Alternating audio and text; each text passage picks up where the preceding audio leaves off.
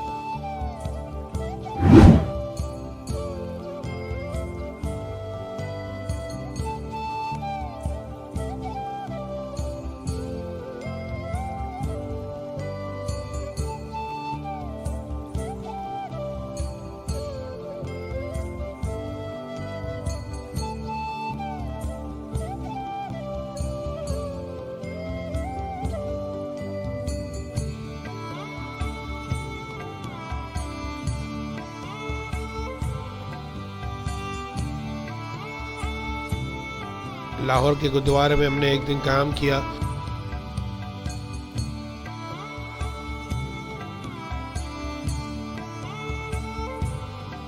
उसके बाद फिर हम बाघा बॉर्डर की तरफ गए।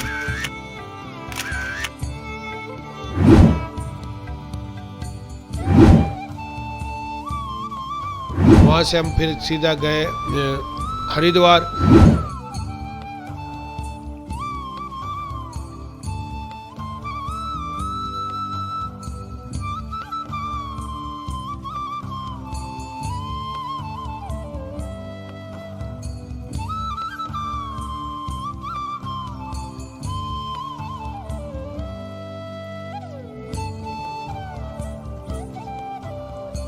हरिद्वार की तीरथ की, फिर मनसा देवी गए।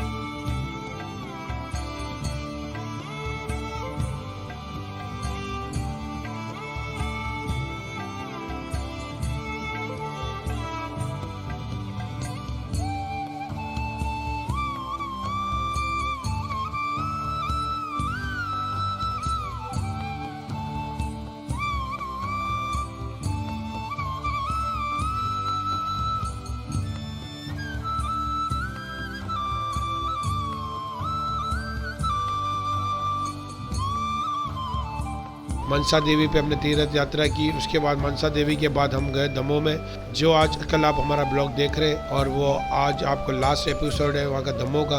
अब दमोह से हम जाएंगे जगन्नाथपुरी। तो ये आपको बताना ये था ख़ास कि हम जब दमोह में मौजूद हैं, जहाँ पे हमारा आज लास्ट एपिसोड आप देखेंगे इसमें, कि महाराज जी जो वहाँ के दमोह के महाराज जी भगवान जी, उनको हमारी तरफ पूरी फैमिली की तरफ से बहुत बहुत अभिनंदन, क्योंकि उन्होंने हमारा बहुत ही अच्छे तरीके से हमारा ख्याल रखा। हमारे तमाम यात्रियों का भंडारा, प्रसाद, रहने के लिए बहुत ही अच्छी सुविधा उन्होंने हमारे को फराहम की। गर्म पानी, हर चीज़ हमें वीआईपी तौर पे उन्होंने ट्रीटमेंट दिया। इसके लिए हम उनका बहुत बहुत धन्यवाद करते हैं और बहुत बहुत अभिनंदन करते हैं। हमें भी कभी ज़िंदगी में ऐसा मौका मिला तो हम भी ज़रूर महाराज जी की के लिए कुछ कर सकें। अगर वो आए पाकिस्तान में तो हम उनकी अभी सेवा करें, ऐसे हमारा लाभ है। और जितने लोग इनसे जुड़े थे महाराज जी से, ख़ास तौर पर मामा जी और ओम भाई और कुछ सेवादारी और भी जिनका नाम नहीं पता, एक बच्चा भी है और निखिल और बहन, तो उन सब का हम धन्यवाद कहते हैं तहे दिल से। और हमारी ख़ास तौर पर माता जी जो राम भगवान की पूजा करती है, उनके चरणों में भी हमारा दंडवत प्रणाम। महाराज जी के चरणों में भी दंडवत प्रणाम। और सबको जय जय सीताराम, जय श्री राम, जय बजरंगबली, हर हर महादेव। जय श्री राम। महाराज जी सब थोड़ा सा के गुरु जी के बारे में पूछेंगे, तो और फिर महाराज जी के बारे में थोड़ा सा पूछेंगे कि गद्दी कब मिली और कब से ये संभाले हुए। तो आश्रम में आए तो आश्रम में आके हम समझ जो हमारा जीवन धन्य धन्य हो गया। हमें बहुत अच्छा लगा यहाँ के। तो महाराज जी से ज़रा पूछेंगे, तो महाराज जी थोड़ा सा बताइए तो सुकून मिला यहाँ के। आपके बारे में थोड़ा सा प्लीज़ थोड़ा सा बताइए। आप सब लोग जैसे कि 4 दिन से यहाँ पर हैं और यह जान रहे हैं कि यह साकेत धाम का जो पीठ है, प्रत्येक पीठ का एक महंत होता है और वह महंत श्री महंत या महामंडलेश्वर के नाम से जब सुशोभित किया जाता है हमारी भारतीय परंपरा में, जो अनवरत लोगों की सेवा कर सके, जिसके यहाँ भोजन व्यवस्था सर्वप्रथम स्वीकार। भोजन और भजन इसका भक्ति से बहुत बड़ा तारतम्य है, तादात्म्य है। बिना भोजन के भजन नहीं। हमारे यहाँ तो यहाँ तक लोग कह देते हैं भूखे भजन न होए गोपाला, और आगे कह देते हैं ले लो अपनी कंठी माला।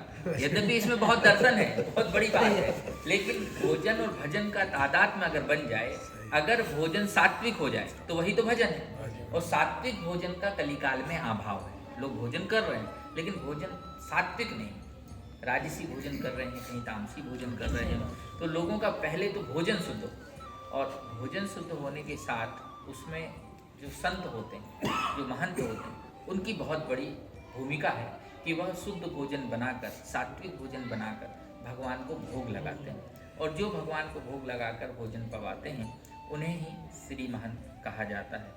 उन श्री महंतों की परंपरा में अभी यह साकेत धाम पीठ के पीठाधीश्वर के नाम से मुझे श्री भगवान वेदांताचार्य रसिक के रूप से लोग जानते हैं। कोई मुझे रसिक कह देते हैं, कोई श्री भगवान ही कह देते हैं, कोई वेदांती भी कह देते हैं।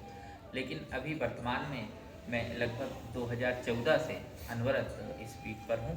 और मेरे सद्गुरु श्री श्री आनंद कंदयालु भगवान जी, जिनसे मुझे दीक्षा प्राप्त हुई थी, उस समय मेरी अवस्था 11 वर्ष की थी और यह बात 1995 की है। और जब मैं 11 वर्ष का था उस समय सद्गुरु श्री आनंद कंदयालु भगवान जी ने मुझे दीक्षा दी। वो इसके संस्थापक हैं। सद्गुरु श्री श्री आनंद कंदयालु भगवान जी से पूर्व साथ में श्री बड़े भगवान जी। और यह परंपरा तो आज से नहीं है, यह परंपरा तो बहुत पुरानी है। हमारे हनुमान जी जो हैं वह कांता भाव में जब भगवान को सेवा करते हैं, उस समय हमारे रूप कला और शशि कला 2 अयोध्या के ऐसे संत हुए जिन्होंने इस परंपरा को अंगीकृत किया और आगे बढ़ाया। तो उसी परंपरा में मैं अभी 5वें महंत के रूप में यहाँ सुशोभित हूँ। सद्गुरु श्री श्री आनंद कंदयालु भगवान जी ने 23/3/1971 में यह संकल्प लिया था कि जब तक रामचरितमानस की 1.25 लाख पाठ नहीं होंगे तब तक हम इस क्षेत्र की भूमि से बाहर नहीं जाएंगे। यह आश्रम जो है वह भगवान विष्णु के जो 24 अवतार हैं, जिसमें प्रधान 10 की मान्यता है, उसमें वामन अवतार में भगवान ने 3 पग भूमि का माप रखा था। 1 पग से 1 एकड़ का माप रखते हुए 3 एकड़ की इस भूमि में संकल्पित होकर उन्होंने 30 साल अनवरत रूप से, जो सनातन में सबसे बड़े क्षेत्रीय संन्यास का प्रतीक है, वह पूर्ण किया और रामचरितमानस के 1.25 लाख पाठ पूर्ण किए। इसलिए इस स्थान का नाम 1.25 लाख मानस पाठ के नाम से भी जाना जाता है। आगे ये बताइए कि जैसे हम आए हैं, आपकी 3-4 दिन हम रहे यहाँ, पाकिस्तान से आए और आपने हमारी इतनी भरपूर तरीके से सेवा की, जिससे हम धन्य धन्य हो गए। फिर आपने हमारे लिए ख़ास इवेंट भी रखा जिसमें महात्मा संत काफ़ी दूर दूर से आपने बुलाए, हमें बहुत अच्छा लगा। थोड़ा सा इनके बारे में बताएं, जो महात्मा संत जो यहाँ मौजूद थे, ये किस किस धाम से आए थे? देखिए, ये तो संयोग था कि आप मकर संक्रांति के इतने पावन अवसर पे गंगा जी में स्नान किया, हरिद्वार मनसा देवी दर्शन किया। और मनसा देवी का पुण्य प्रताप यह है कि व्यक्ति के मन में जो भी चीज़ें आती हैं वो मनसा देवी उनकी मानसिक सारी कामनाएं पूर्ण करती है। तो उस पुण्य प्रताप का फल यह हुआ कि आप साकेत धाम जैसे पवित्र क्षेत्र में आए।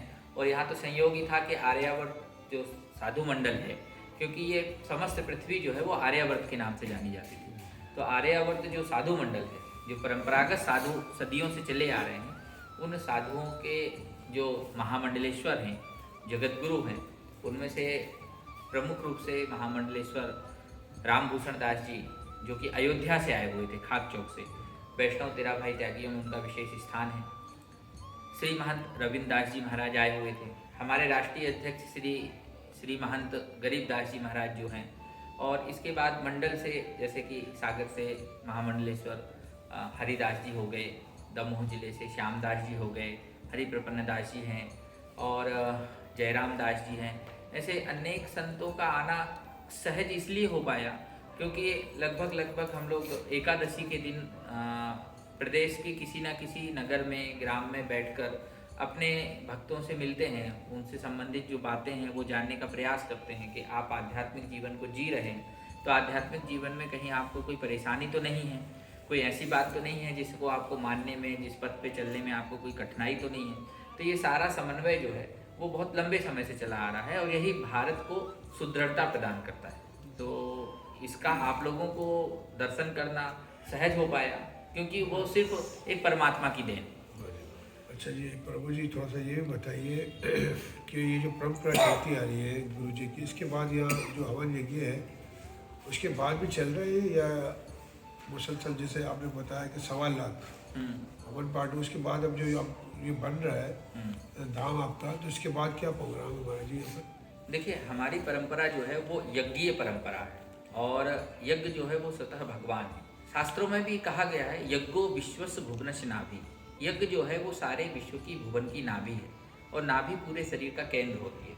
इसीलिए हमें स्वतः अगर कोई ऊर्जा प्राप्त करनी हो या देवताओं से ऊर्जा लेनी हो तो उस माध्यम को साकार करने के लिए यज्ञीय व्यवस्था जो है वो सनातन की सबसे अच्छी जो सुपथ कहते हैं वह है।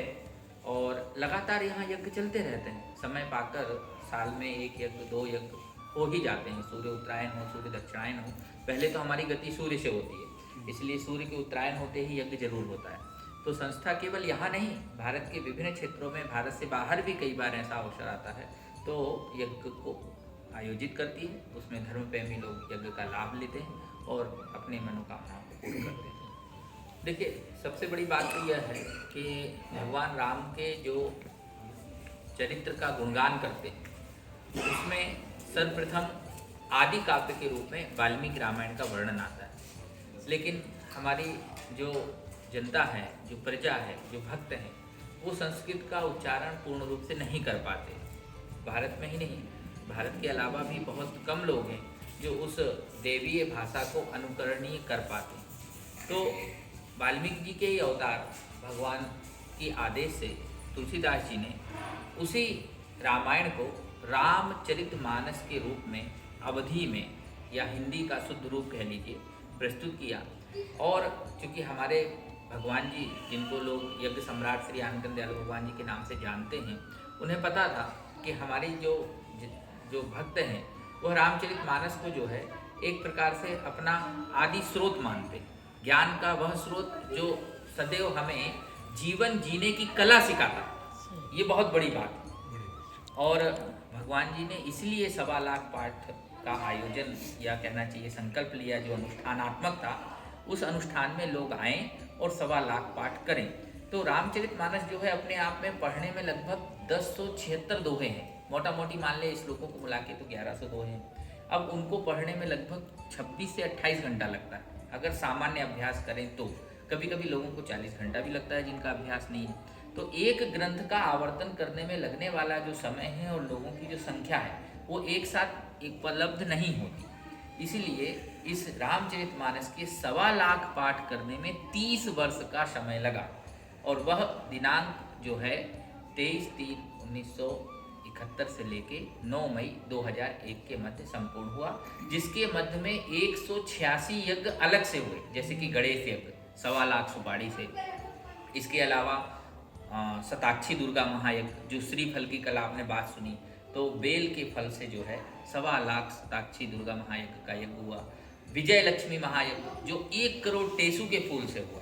इसके साथ साथ शिक्षा शक्ति महायज्ञ। तो यहाँ पर जो यज्ञीय श्रृंखला है वह लगभग 146 यज्ञ अभी तक पूर्ण हो चुके हैं इस संस्था के माध्यम से, सद्गुरु श्री आनंद दयाल भगवान जी के आशीर्वाद से, और आगे भी होते रहेंगे। और हम चाहते हैं कि केवल भारत के लोग ही नहीं, जो लोग सनातन धर्मावलंबी हैं और वह चाहते हैं कि हमें अपनी यज्ञीय परंपरा का लाभ मिले, वह यहाँ आएँ और इस विधि को सीखें, स्वतः करें और दूसरों को भी कराएं। यज्ञो वही प्राण, क्योंकि यज्ञ ही प्राण है। मैंने दमोह में इतना मैंने एंजॉय किया। और छोटा सा जो महादेव का मंदिर था, मंदिर भी जाते थे, अम्मा जी के पास भी जाते थे। अम्मा जी को भी मेरे बहुत बहुत नमस्ते। मैं अम्मा जी के पास शाम को जाती थी। और बस मुझे तो कपड़े धोने भी तो वहाँ अच्छे लगते थे, छत पे हम कपड़े। और मामा जी ने रस्सियाँ बांधी थी, मामा जी को भी बहुत बहुत नमस्ते। और ओम जी, और ओम भाई, हाँ ओम भाई, हाँ निखिल, और निखिल की दीदी, और निखिल के पापा, सबको मेरे नमस्ते। और बस मुझे सब बहुत याद आते हैं। आप लोग भी हमें याद करते होगे, हम तो बहुत याद करते हैं आप लोग को। और दमोह तो हमें बहुत ही अच्छा लगा।